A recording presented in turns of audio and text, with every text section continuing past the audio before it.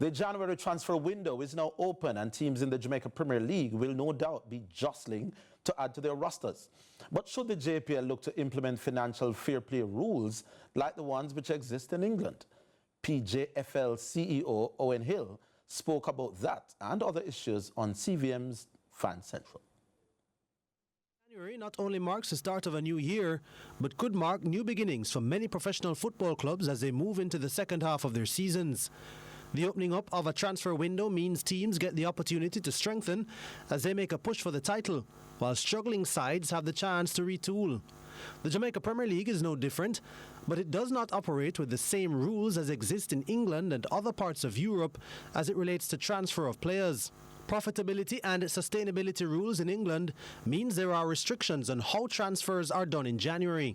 Professional Football Jamaica Limited PFJL CEO Owen Hill was asked whether the JPL could look to go in a similar direction.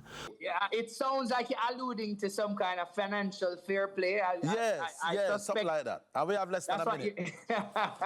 But the truth is, again, we're a small market. So, hopefully once funds are being pumped within the ecosystem, we're grateful.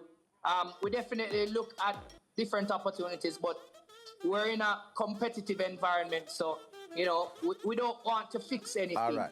The issue of scheduling was once again on many people's lips this season, with Cavalier the latest club to cry foul. The reigning JPL champions won the CONCACAF Caribbean Cup title, but on their return home had to play a cluster of league matches in a short time span. Hill responded to those concerns. With due respect, I think it's just the nature of the tournament. Again, it's a numbers game.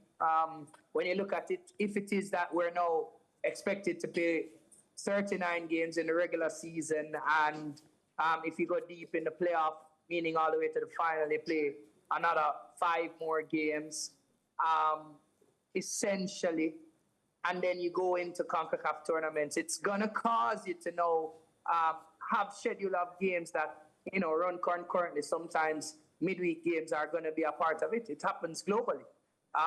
I think from a scheduling perspective, yes, greater care can be taken in how we schedule the games, but the games are the games. The number is not going to change. It really comes down to when you play those games. So it probably means we're going to have to start earlier next season.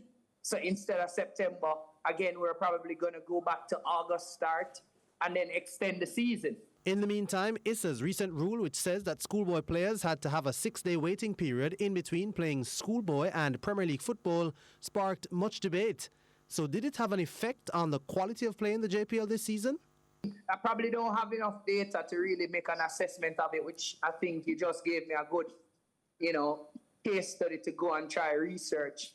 What kind of impact did it have, a rule like that? Again, year one, so you generally don't expect, anything major, but the step that they wanted to take is to ensure that they protect the players and give them exposure at the same time. I think a couple of teams used their players sparingly, obviously, because, again, they wanted to compete at the Manning and Da Costa level. Now that it's over, let's see what will happen. But for sure, when you look at what Mullines did, first schoolboy to score a hat-trick this season, and that was just recent. So, and that's the McGrath High School player. So it speaks volumes to what is happening. So, again, interesting case study, and I think it helps to push what we consider the professional leagues. We want to find science to support decisions. This gives us another opportunity to do some testing.